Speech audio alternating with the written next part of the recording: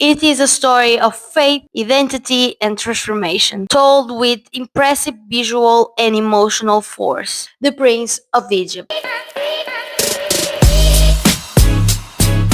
Hi everyone! Thank you so much if you open this video. Thank you for giving my channel a chance. My name is Katerina and today we're gonna talk about something that really excites me. We're gonna talk about a great movie. More than that, a masterpiece. We're gonna talk about The Prince of Egypt. And I'm so excited because I really, really, really love this movie. So please subscribe, put a like on this video, share, comment, whatever you want. If you watch my previous video, it's about the invention of lying. And I told you in that video that I am an atheist. By the way, if you still didn't watch that video, go ahead and have a look. If a movie is very well written and it has a really good script, a good aesthetic, good actors, that's art itself. And you don't need to be religious to appreciate it, and that's what I'm doing here with this movie, because I don't think it's a surprise for anyone. This movie, it's really old. It's from 98, and The Prince of Egypt, it tells a biblical story. It tells the story of Moses, but I love the movie. I don't care if it's a biblical story. It's a very well written movie. The art is amazing. The movie is beautiful. Every scene could be, you can screenshot, and it's a wallpaper, and the music so catchy, so good, so intense. It's more than religion. It's a story about two brothers that love each other, about knowing yourself, faith, love, freedom, oppression. This video is not about preaching any religion. The focus is cinematic experience and how it speaks to universal themes such as identity, freedom, and hope. Let's dive in. A film that left its mark on the childhood and hearts of many people. The Prince of Egypt. A powerful animation from DreamWorks that goes far beyond a biblical story. Let's find out why. The Prince of Egypt. It's an animated classic released in 1998 by DreamWorks. It is an epic adaptation of the book of Exodus. I don't know any types of words about the Bible. The fact that English is not my first language, I think is gonna be a little more hard for me on this part, because I don't know how exactly to pronounce this, because that's not how we say in Portuguese, and this is not exactly very stream in media, so I don't know. But yeah, the book of Exodus. The film narrates the journey of Moses, a Hebrew raised as a prince of Egypt, who, upon discovering his true origins, takes on the mission of freeing his people from slavery. It is a story of faith, identity, and transformation, told with impressive visual and emotional force. It's one of those films that never gets old. Every time you watch it, something new catches your eye. A subtle expression, a musical choice, a hiding symbolism. It is the kind of art that ages well and always touches you. And this happens to me because I watched the movie when I was a teenager. Then I watch again when I was around 20, and now I watch again. And every time it just it touched me in a different vibe. I'm not religious at all. I don't know, it was just a vibe. In the mention of lie,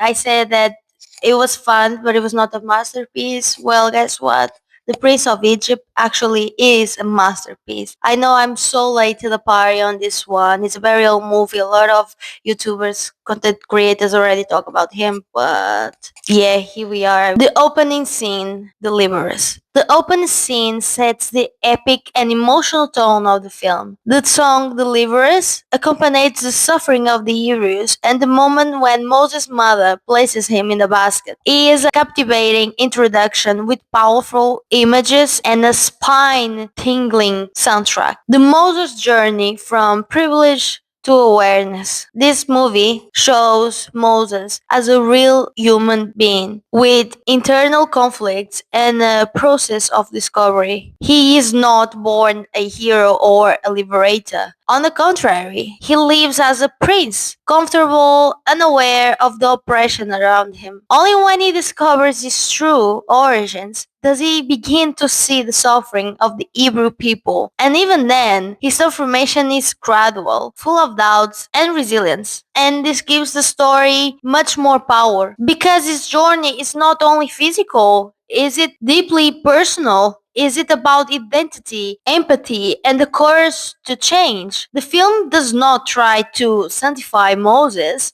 unlikely probably 99% of productions that talk about religion or the church or religious people, that's unique for me. And that's a very strong point in favor of this movie. Moses makes mistakes, hesitates, runs away, but he learns.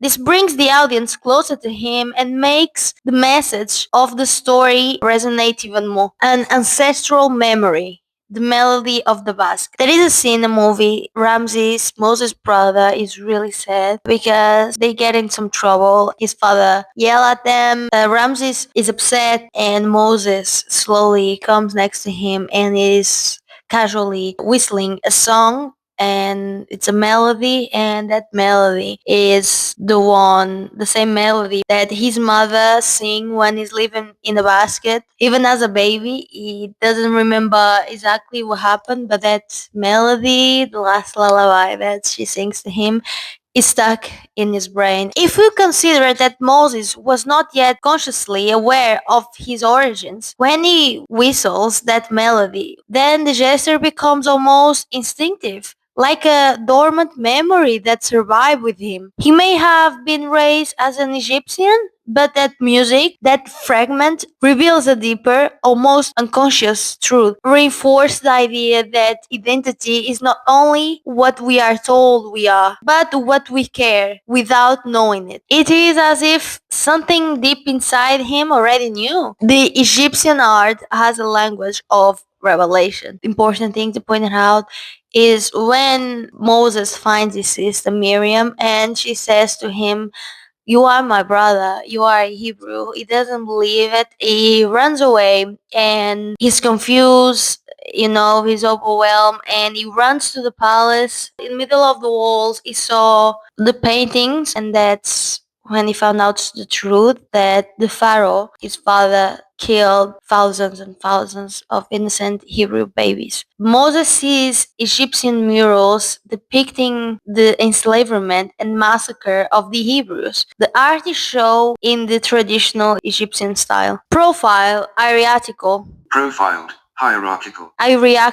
and is there without a single word that the truth begins to emerge. It is as if history were written in walls. Visually, it's brilliant. Moses also realized in this scene that himself was also saved from this fate. He could be one of those babies. Ramses more than just a villain. This choice makes the story much more powerful because the conflict is not just between good and evil, but between two brothers who love each other, ended up on opposite sides of a gigantic cause. It gives it an emotional weight that would not be possible if he was just the bad guy. The film does a great job of not turning Ramses into a simple villain. He's a man in conflict, caught between his pride and the pain of losing his brother. This makes the drama even more powerful because the confrontation between the two is not only political, it is deeply personal. Aaron and the Silent Fate. Aaron is Moses' brother, biological brother. It's Moses, Miriam, and Aaron. One of the moments that touched me the most when I rewatched the film was when the sea opens up. And the first take a step forward is not Moses, but Aaron. He, of all people, who had been one of the most critical and stressful during the journey. This small gesture,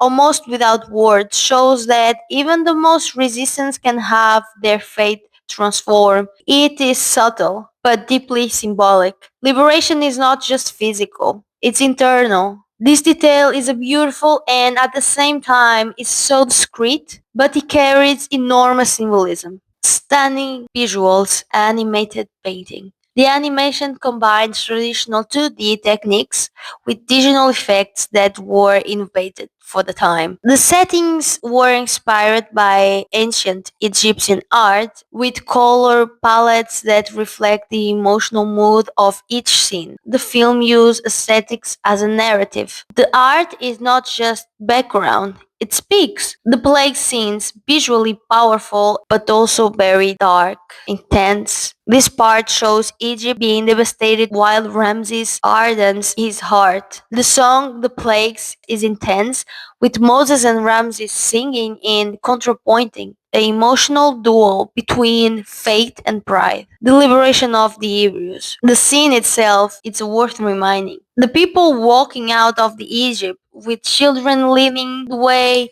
the elderly being helped, and Egyptians just watching in silence. It is a scene of collective hope with a visual and emotional symbolism. The Ramses' final cry. After the Red Sea closes, Ramses appears alone, crying out Moses' name. It is a moment of pain and loss, not only of his power, but of his brother. A tragedy ending scene to his arc. The Thunderstruck. The composers of the Thunderstruck of the Prince of Egypt were Hans Zimmer and Steven Scarart. I'm so sorry, I really don't know how to pronounce this. The soundtrack accompanies the narrative with emotion, is a masterpiece on its own right. Tense, exciting, and absolutely unforgettable. When You Believe comes on, goosebumps are guaranteed. In fact, When You Believe won an Oscar for Best Original Song and is sung by Mariah Carey and Whitney Houston. So, big deal.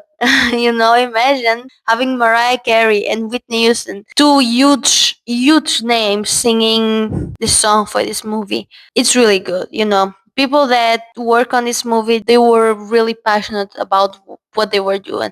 They put a lot of effort, and I think it completely pay off. But in fact, each song seems to fit perfectly into the narrative. It's the kind of soundtrack that you listen to outside of the film, and I do that all the time actually. True to the Bible, an artistic balance. The story of Moses leading the Hebrews to freedom, no, is one of the most powerful narratives in religion's history. But when it comes to historical evidence, things get more complex. What is in the Bible? According to the book of Exodus, Moses led the Israelites out of slavery in Egypt, across the Red Sea, and into the desert where they wandered for about 40 years before reaching the Promised Land. What historians and archaeologists actually say. There is no direct archaeological evidence to confirm the existence of Moses or a mass exodus of the Hebrews from Egypt. Egyptian records from the time make no mentions to Moses, to the plagues, or to the large group of fleeing slaves. Although this may be due to the Egyptians' tendency not to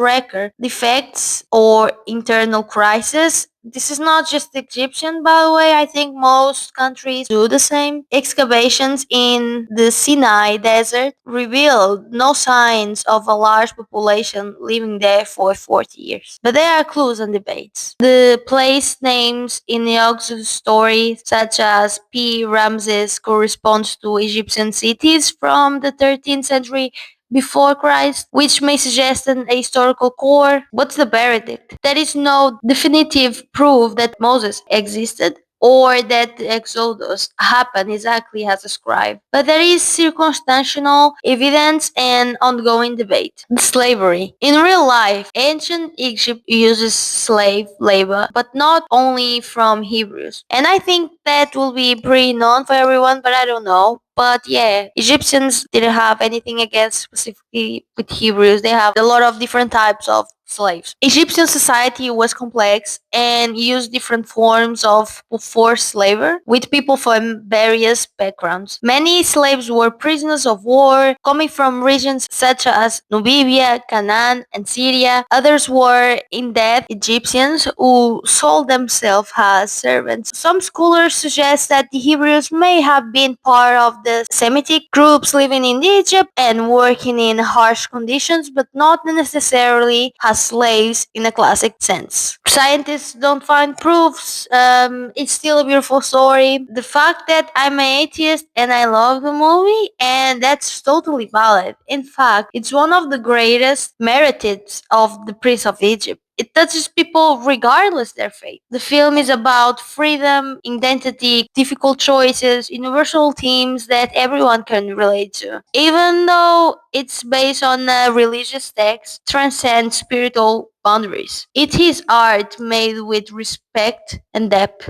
And that's why so many people like this movie, believers and non believers alike. Success, it was, in his own way. In fact, The Prince of Egypt, it was considered a moderated success, both in terms of box office and cultural impact. For animation of the area, and especially one includes biblical theme, this was a good performance. Although it did not reach the level of phenomenon like Disney films, for example. Recognition, like mentioned, on the Oscar of Best Original Song for When You Believe, is praised by critics for his animation, soundtrack, and respectful approach to the biblical narrative. The legacy, it became a cultural classic, especially among animation fans and people who grew up in the 90s and 2000s. It is still remembered today as one of DreamWorks' most ambitious production in traditional animation. In other words, it was by no means a failure, but it wasn't a smash blockbuster either. It was a film that found its audience over time and won a special place in hearts of many people. What are the main difference between The Prince of Egypt, the movie, and what is actually in the Bible? In the Bible, as in the film, Moses only acts in defense of the Hebrews when he already knows that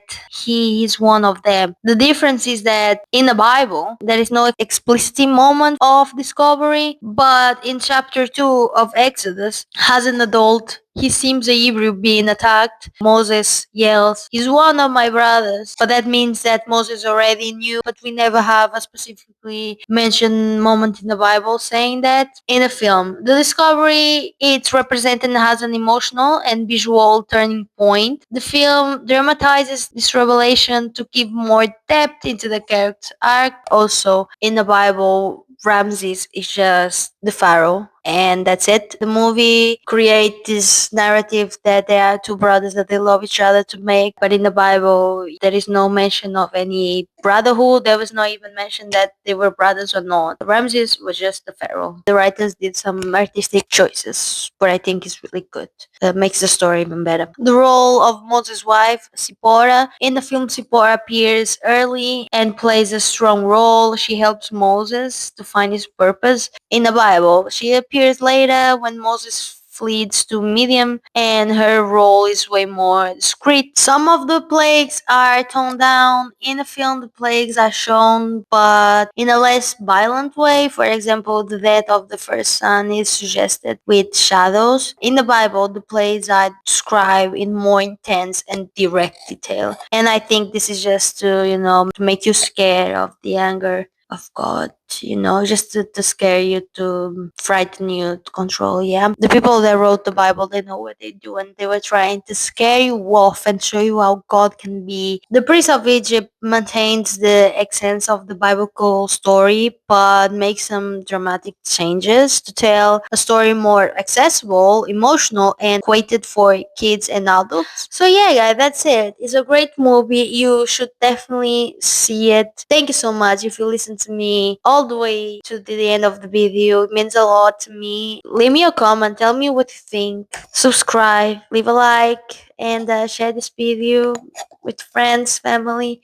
And I see you in my next one. Thank you. Bye.